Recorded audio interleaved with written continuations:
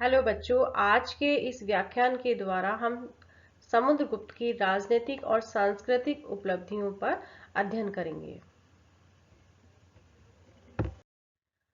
चंद्रगुप्त प्रथम के बाद उसका जो पुत्र था समुद्रगुप्त, जिसका शासनकाल 335 से 375 ईस्वी तक माना जाता है, वो गुप्तों का शासक बना। समुद्रगुप्त के विषय में हमारे पास जो जानकारी के जो साक्ष्य है वो हरिशेन की प्रयाग प्रशस्ति, साथ ही सिक्कों से समुद्रगुप्त के विषय में जानकारी हमें प्राप्त होती है। समुद्रगुप्त ने सबसे पहले नागवंश के दो राजाओं को, जिनका नाम है अच्युत और नागसेन, उनको परास्त किया और तत्पश्चात उसने कोतकुलस नामक एक राजा को पराजित करके उसने पाटलिपुत्र में प्रवेश किया और पाटलिपुत्र को उसने अपनी राजधानी बनाया और उसके बाद उसने दिग्विजय करने का निश्चय किया। तो जब उसने पाटलिपुत्र पर अधिकार कर लिया, उसके बाद उसने दिग्विजय करने की नीति का शुभारंभ किया और उसके पश्चात उसने जहां एक और आर्यावर्त के पर विजय प्राप्त की, आर्टविक राज्यों पर विजय प्राप्त की, दक्षिणापथ के राज्यों पर विजय प्राप्त की, साथ में ही उसके द्वारा सीमांत और गणराज्यों पर भी प्रभाव स्थापित किया गया और पड़ोस के जो राज्य थे वो भी उसकी अधीनता को स्वीकार करने के लिए विवश हो गए। समुद्रगुप्त की राजनीतिक उपलब्धियों के विषय में जानने से पहले हम समुद्रगुप्त की उपाधियों के विषय में बात करेंगे। समुद्रगुप्त के संपूर्ण व्यक्तित्व को जानने के लिए उसके द्वारा जो उपाधियां धारण की गई, उससे उसके प्रतापी होने का या महान होने का पता चलता है। तो समुद्रगुप्त के सिक्कों पर उसको पराक्रमांक अर्थात पराक्रमी कहा गया है। इसी प्रकार से उसकी सिक्कों पर उसको व्याग पराक्रम भी कहा गया है, अर्थात वह व्याग के समान पराक्रमी था। साथ में ही उसके लिए अप्रतिरथ अर्थात जिसका कोई प्रतिद्वंदी ना हो, इस तरह का शासक हुआ समुद्रगुप्त, जिसका कोई प्रतिद्वंदी नहीं था। प्रयाग प्रशस्ति में कहा गया है कि उसने सदैव अपनी भुजाओं के बल से और पराक्रम का ही सहारा लिया और इसी के कारण वह एक विशाल साम्राज्य स्थापित करने में सफल हुआ। अब हम उसकी राजनीतिक उपलब्धियों के विषय में बात करते हैं कि सबसे पहले उसने आर्यावर्त की विजय प्राप्त की। तो समुद्रगुप्त ने आर्यावर्त या उत्तरी भारत के 9 राजाओं को पराजित किया और ये जो 9 राजा थे उनमें थे रुद्रदेव, मतिल, नागदत्त, चंद्रवर्मन, गणपति नाग, नागसेन, नंदिन, अच्युत और बलवर्मा।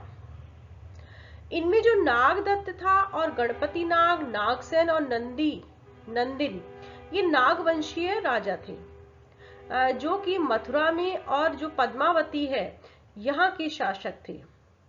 और अच्युत था, वो अहिछत्र या बरेली का राजा रहा होगा।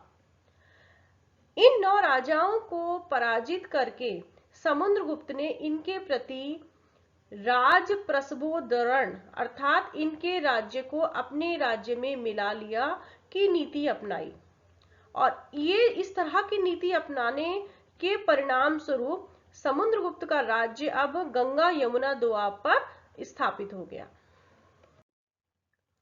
अब बात करते हैं मध्य भारत के आठविक राज्यों पर विजय के संदर्भ में। तो समुद्रगुप्त ने विंध्य पर्वत के आसपास के जंगली राज्यों को जीतकर उनके प्रति परिचार की कृत सर्वाटविक राजस्व की नीति अपनाई, अर्थात इन राज्यों को उसने अपना सेवक बना लिया। अब बात करते हैं दक्षिणापथ के राजाओं पर विजय की।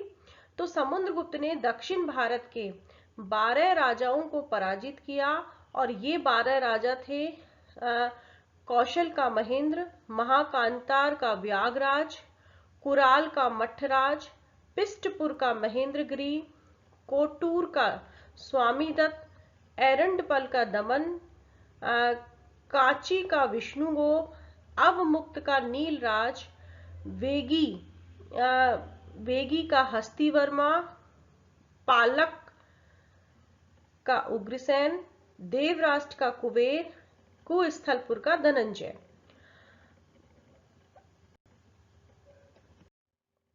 लेकिन ये राज्य समुद्रगुप्त की राजधानी से दूर थे, सुदूर दक्षिण में स्थित थे। तो इनके प्रति समुद्रगुप्त ने राज्य ग्रहण मोक्ष अनुग्रह की नीति अपनाई, अर्थात समुद्रगुप्त ने इन राजाओं को पराजित तो किया, लेकिन उनके अनुग्रह पर उनके राज्य को अपने राज्य में ना मिलाकर उनके मोक्ष के आग्रह पर उनके राज्य को उन्हें वापस लौटा दिया। अपनी राजनीतिक दूरदर्शिता का परिचय देते हुए समुद्रगुप्त ने ये प्रदेश चूंकि दूरस्थ स्थित थे और इन पर प्रत्यक्ष रूप से नियंत्रण स्थापित नहीं किया जा सकता था, इन कठिनाइयों को भांपते हुए समुद्रगुप्त के द्वारा इस तरह का कदम उठाया गया। अब हम बात करते हैं सीमांत राज्यों या गणराज्यों की विजय के संदर्भ में। तो आर्यावर्त और दक्षिणापथ में जब समुद्रगुप्त की विजय हो गई, उसके पश्चात जो सीमांत राज्य थे या जो गणराज्य थे वो भयभीत हो गए और उन्होंने बिना युद्ध किए ही उसकी अधीनता को स्वीकार कर लिया। और ये इन राज्यों ने समुद्रगुप्त के प्रचंड शासन को सर्व कर अर्थात सभी प्रकार के वार्षिक कर देकर, दान या उपहार देकर, आज्ञाकरण के द्वारा अर्थात अब वो समुद्रगुप्त की आज्ञा का पालन करेंगे, और प्रणाम आगमन के द्वारा परितृष्ट करने का प्रयास किया। कहने का तात्पर्य है कि सीमांत राज्य और गणराज्यों पर समुद्रगुप्त ने सर्व करदान, आज्ञाकरण, प्रणाम, आगमन, परितोष, प्रचंड शासनस्य की नीति अपनाई। ये जो 5 राज्य थे उसमें थे समतट, डबाक, कामरूप, नेपाल और कुर्तुपुर। जबकि जो 9 गणराज्य थे वो थे मालव, अर्जुनायन, योधेय, मद्र, आभीर, प्राजुन्य, सनकानी, काक और खरपरिक। ये इस तरह से ये 5 सीमांत राज्य और 9 गणराज्य थे जिनके प्रति समुद्रगुप्त के द्वारा इस प्रकार की नीति अपनाई गई।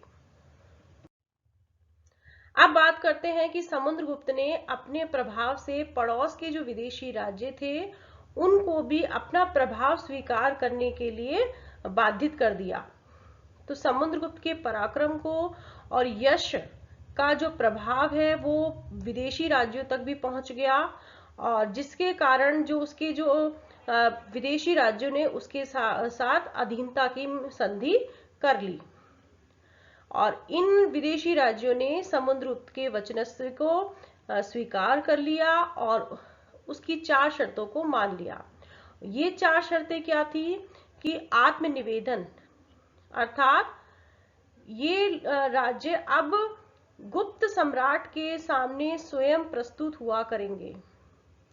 कन्योपायन, अर्थात इन राज्यों ने अपनी पुत्री या अपने पुत्रों का विवाह गुप्त कुल में करने का आश्वासन भी दिया, साथ में ही उपहार देने का और गुप्तों के गरुण चिन्ह से अंकित आज्ञा पत्र को स्वीकार करने का भी इन राज्यों के द्वारा आश्वासन दिया गया।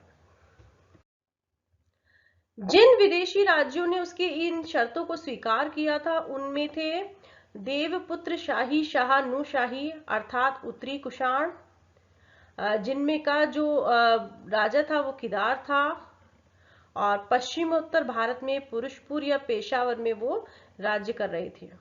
दूसरे है शक या मुरुंड, जो कि पश्चिमी भारत के शक क्षत्रप थे, और कुछ विद्वान शकों और मुरुंडों को अलग अलग मानते हैं। सिंघल द्वीपवासी, और इसमें जो लंका का जो राजा था मेघवर्ण था, और मेघवर्ण ने बहुमूल्य उपहारों के साथ समुद्रगुप्त के पास अपना दूत भेजा था। इसके अलावा सर्वद्वीपवासी, सर्वद्वीपवासी से तात्पर्य है दक्षिण पूर्वी एशिया के वो हिंदू उपनिवेश से इससे तात्पर्य है। और इसमें जावा से हमें एक ग्रंथ मिला है, उससे पता चलता है कि वहां का जो इक्ष्वाकु वंशीय राजा ऐश्वर्यपाल स्वयं को समुद्रगुप्त का ही वंशज मानता था। अब हम बात करते हैं कि समुद्रगुप्त की इनके द्वारा जो ये विजय प्राप्त की, इसके क्या परिणाम हुए या इससे गुप्त साम्राज्य का कितना प्रभाव उसका प्रभाव फैला। तो इसके कारण एक विशाल साम्राज्य की स्थापना हुई, जिसमें कि आर्यावर्त से और जो मध्य प्रदेश के जो क्षेत्र थे वो शामिल थे। साथ में ही इसके अंतर्गत दक्षिणापथ भी था, पूर्व और पश्चिम के सीमांत प्रदेश भी शामिल थे। उसने बहुत सारे शासकों के साथ मित्रतापूर्ण भी संबंध स्थापित किए, जिसमें कि कुषाण, शक, लंका और अन्य द्वीप के निवासी थे। तो इनके साथ समुद्रगुप्त के मैत्रीय संबंध स्थापित हो गए, और ये जो मित्रतापूर्ण संबंध स्थापित हुए, इसके कारण गुप्तों का जो प्रभाव है वो काफी बढ़ गया था। अब हम बात करते हैं कि इन विजयों के उपलक्ष्य में या इन दिग्विजयों के उपलक्ष्य में समुद्रगुप्त के द्वारा अश्वमेध यज्ञ का अनुष्ठान किया गया, और इसीलिए उसके जो उत्तराधिकारी हैं उनके अभिलेखों में समुद्रगुप्त को अश्वमेध का पुनरुद्धार कर्ता कहा गया है। अर्थात ऐसे अश्वमेध यज्ञ जो कि बहुत लंबे समय से बंद पड़ा था, उसको समुद्रगुप्त ने पुनः आरंभ करवाया। अब हम समुद्रगुप्त की सांस्कृतिक उपलब्धियों के विषय में चर्चा करते हैं। तो समुद्रगुप्त की गिनती भारत के महान विजेताओं में और परम पराक्रमी सेना नायकों में की जाती है।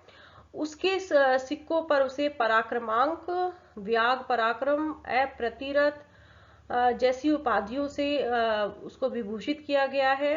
साथ में ही उसके लिए स्वयं भुजबल पराक्रमे बंधो जैसे शब्द का प्रयोग हमें मिलता है। तो कहने का तात्पर्य है कि उसने अपने भुजबल से भारतवर्ष में एक विशाल साम्राज्य की स्थापना की थी। साथ में ही न केवल उसने विशाल साम्राज्य की स्थापना की थी, बल्कि उसमें राजनीतिक एकता भी कायम की थी, और इसीलिए वास्तविक अर्थों में समुद्रगुप्त को एक चक्रवर्ती सम्राट कहा जाता है। समुद्रगुप्त न केवल महान सेनानायक था, बल्कि वो विद्वानों का आश्रयदाता था, स्वयं विद्वान भी था, शास्त्रों का भी वह ज्ञाता था। प्रयाग प्रशस्ति से हमें पता चलता है कि वो संगीत में के क्षेत्र में नारद और तुमरू को भी लज्जित करता था। समुद्रगुप्त के संगीत प्रेम की झलक हमको उसकी वीणा शैली की जो मुद्राओं से होती है, जिस पर उसको वीणा बजाते हुए दिखाया गया है। इसके अलावा वो एक कवि भी था, और वो कवि की उपाधि से प्रसिद्ध था।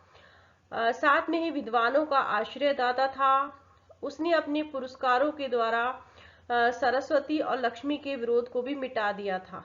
कहने का मतलब था कि वो कवियों की दरिद्रता को मिटा दिया था। वो इस तरह से कवियों को दान दिया करता था।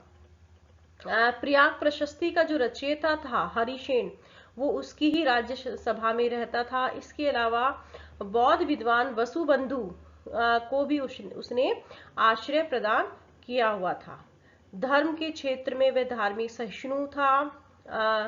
साथ में ही वैष्णव धर्म का पोषक था। उसने गरुण राज चिन्ह से भी प्रतीत होता है कि वह वैष्णव धर्म को मानने वाला था।